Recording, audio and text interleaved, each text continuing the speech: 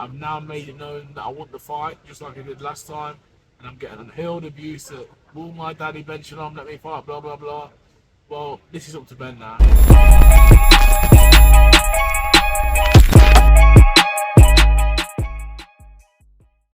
Pro boxing fans here at Riyadh Airport. Just going back to the UK. Mad night last night in Riyadh. Tyson Fury, Francis Ngannou. First of all, Frazer, how's things? How's life, mate? Yeah, all good, man. Really glad I came out here and see what it's all about because I believe there's a massive future for sport and boxing over here in Saudi and Riyadh. It was an unbelievable night. I've been to a lot of boxing shows over the years. Everyone knows from the small halls to Wembley to Tottenham. Just blew everything out of the water times 10. Do you know what I mean?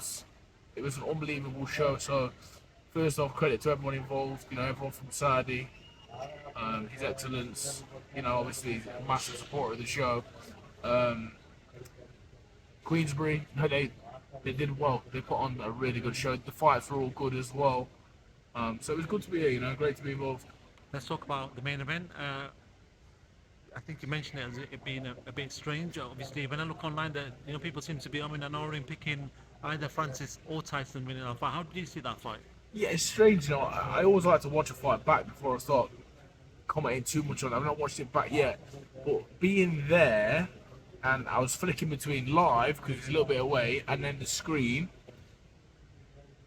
and I was probably a bit influenced by everyone around me. Everyone had Ngannou winning. Everyone around me in the crowd had Ngannou winning. So I probably just went along with that because that was the general feeling around the place. But I'd have to watch it back and score it properly. But what I will say is I thought after about 30 seconds I said to my pal, I said, he's already shaping up a lot better than I thought he was going to be. This isn't going to be as straightforward for Tyson as I thought, but I thought what he would do would get to grips with him and outpoint him. Probably didn't think he's going to stop him. Tyson's never been a huge puncher, so I thought he would end up being in a bit more in range with him and just picking up the points, then go for a little walk. Seems to be a long distance, a long way between them all the time. I wasn't engaging as much, and when Ngannou did, because he's got that unorthodox style of not your classical boxer, they're difficult to deal with. When they come forward and he's big, strong, and put his shots together. So, it was a bit of an awkward one for Tyson. It was very similar or different to Tommy Fury and KSI. Obviously, you got one who's a boxer, and one who's come from a not boxing background, and they're just very unorthodox and hard to deal with. Believe it or not, harder than some actual boxers.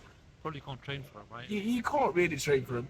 He had traditional methods, and there was a bit of unorthodox things he was doing as well. So he tried the Superman punch. He tried the Superman punch, but then I've seen a few videos today of Tyson landing a good forearm. But it's the fight game; these things happen. I was watching the Wardley and Adelaide fight, and they were complaining a lot about Adelaide's elbow going in, which it was a few times, but I never like to cry over it. Fight's a fight. And you do what you've got to do until you get caught. Talking about Tyson, what can you put that down to? Because obviously, even in the interview he did with TNT in the ring, he said, "Look, it wasn't the best," and he's very honest in his performance. What do you put that down to? Probably a number of things. Maybe he was concentrating on the event too much, doing all the stuff in the week. But you got to visit a prince here, a prince there, and whatever else. You have to be very thankful to everyone and big up the Saudi a lot. It's mentally draining and taxing. Listen, we know that wasn't the best Tyson Fury. We've seen him so impressive over the years.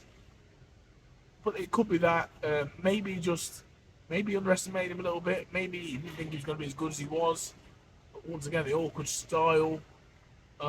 He switched stances and Ngannou did. I don't think Fury was expecting that, because I definitely wasn't. But listen, you can put it down to a load of things. But he's allowed a bad performance. Everyone's allowed a bad performance. We just hoped it wasn't against an MMA fighter, because everyone knows how it looks. Boxing. I look online today. Boxing's going through the shit a little bit because of it. But listen, next week it's old news, isn't it? A lot of people are saying, listen, Ngannou should carry on. That was a good enough performance for him to carry on. put up the gloves and entered the ring, he said, listen, I think he's put up a tweet or something saying that, yeah, maybe, we carry on with this. He has signed with the PFL to get back into MMA, but maybe there's a scope to do both. Do you feel like he can carry on in the game? Yeah. If you can compete with Fury, you can compete with anyone. See, I mean, styles make fights. Let's have that right. See, earlier on, an interview from Zhang. Now, for me, Zhang will clean him out. Will clean him out cold, render him unconscious. That's just styles again. They make fights. But he can compete. He's an athlete. You know, when you're an athlete and you're in pro boxing, I've seen a lot of pro boxers go far on not like huge skill, on being tough, being fit, and being strong. Can carry you a long way in pro boxing. So, especially in heavyweight boxing as well. You know, if you're fit, you're strong, you can take a shot. You know, you can really go do some good things. There's loads of examples of that. But then to be the pinnacle and to be top tier, you've got to be able to box as well with it. So I think you do a job on a few people. Obviously, the next fight which they've got to have is the Undisputed. It's looking like it's not going to be December 23rd. Yeah, I've just seen Tyson season next year. Tyson said it, Frank said it, Usyk says he wants to fight the December 23rd, which obviously, looks like it favoured him at this point. But regardless of that, whenever they do fight next, how do you see that one playing out? Do you feel like this performance can have some sort of mental impact on Tyson, or do you feel like he'll just pick himself up and carry on as normal? If it had ironed out in Ngannou, would he be fighting in December? Probably would have been. It's probably made him just ask himself a few questions, but that's normal.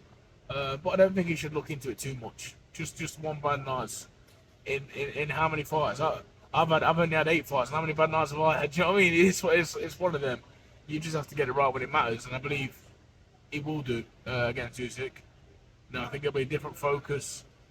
He shouldn't even go back and start questioning stuff, because I've seen a few things online. I've seen his camp, and it looked like he had a good camp with some good sparring and stuff like that. But don't overthink. This isn't me telling Tyson Fury how to run the camp, by the way. But I don't want him to overthink it. He's a great professional. He does what he does. He does it well. Maybe it's better for him to leave it a little bit. He's had a tough camp. We all want to box as often as we can. Maybe just listen to your body. You're a little bit older. Back to back camps. I heard he was going to start a camp over here straight away. And on paper and in your head that sounds great, but after the fight, when the emotions have dropped, the adrenaline's dropped, and your family are there, I'd like to see Tyson go and enjoy his little break with his kids and his family. Come back refreshed, refocus in the mind, and really get ready for Usyk, because I believe he can still win that fight. Final one. The reason why you were here, or partly here, is the British title fight that happened yesterday. David Adley, Fabio Wardley. We've seen Fabio beat him. First of all, what did you make of that fight, and what message you want to give out to Fabio? I think he boxed really well. I think he took emotion out of it, which was good to see. We have to give him his props. Like, I don't really like to talk about this on Fabio, because for me, he's got rid of that reputation, the white collar thing. But if you do want to strip it back and remember where he's come from, he's done unbelievable. So I have to give credit where it's due. Do I see chinks in the armour? Of course I do. I'm another fighter. I've now made it known that I want the fight, just like I did last time. And I'm getting unhealed abuse that, will my daddy Ben Shalom let me fight, blah, blah, blah. Well, this is up to Ben now. This is up to Boxer. This is up to Sky. I'm here. I'm doing my rehab because I had an operation last week. But I'm in the gym still. I'm gonna get myself into tip-top shape and be ready. Be ready for that fight to be made in the new year. 100%. I want it. I always wanted it. I want it now more than ever. Now it's out of my hands now. It's up to the men that do the business. Last time there's a lot of criticism about the people that do the business. Ben Shalom, he got criticised after what happened. Is it not your decision just to say to Ben, listen, I want the fight, let's just make it happen? I told him that yesterday at ringside. Okay. I've had all the messages with people from Sky today, telling them, listen, I want the fight, and they've told me we're going to make it a priority for you two to get the ring together. All I can do is believe them and trust in them and go about my work. And so I've got nothing against Fabio.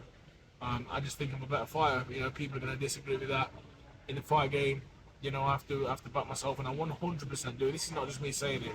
Like a lot of people go on camera and say that. I 100% believe That'll win that fight. You know, I think it is a good fight.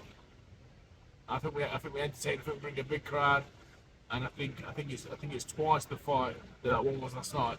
Way more, better action, and a little bit more even than that. I still think I'm miles ahead, but it's more even than that was last night because that was very convincing from Fabio last night for me. The question's going to come then, Fraser. What experience have you got in the pro game, and what performances have you put into to warrant this confidence that you've got against Fabio Wardley? Listen, I just know you can talk about the pro game. I've been boxing since I was 12 years old. As anyone that knows me around the country, I live and breathe it. You know, if I'm not doing boxing, I'm watching boxing, studying boxing. I'm in the gym all the time, fighting, sparring. I just believe that I've got the tools to beat him. You know that people can talk. He's got no amateur experience. He's doing fantastic. I've got bundles of it. I'm doing okay. So pro boxing is different. But I believe from the bottom of my heart, I have all the tools to capitalise on what he's good at, and nullify that, and impose what I'm good at. And that is boxing. You know, Adelaide could not miss him with the jab, and I've got a way better jab than David Adelaide. Could not miss him with it. And on Adelaide, you know, I think it's a rebuild for him, but I've seen a lot of stuff from Adelaide last night that really did show his inexperience. Like, he came down to the ring and he was more interested in being the showman and looking around at the crowd, having conversation with people. He was even snarling at me when I was standing outside the ring. He come over talking to me, and I said to him, and I hope I got a bit of respect off him for it as well. I said, listen, concentrate on what you got in front of you now. Me and you can go back and forth after this. And I think he gave me a bit of acknowledgement for it, you know, and respected it, turned around, went to his corner. But yeah, you can't look over no one in this pro game. Obviously, I want Fabio, but I wouldn't look past him. I'd be deadly focused on it. I am now, even though that fight is still not made, but I'm focused on him because that's what I want. Cool. Fraser, I'm going to let you go. Obviously, you're on my flight, so I'm just hoping you don't sit next to me. You're a big lad. Yeah, I'll come in 2 minutes. Yeah, you're not sitting near me, bro. I'm on the sharp end. Oh. I'm joking, bro. I'm joking, man. Listen, boxer better be looking after you. Economy all the way, brother. Right, I'll see you on the flight. Go on, Top bro. man, Frazer Cool. Clarke. Cool.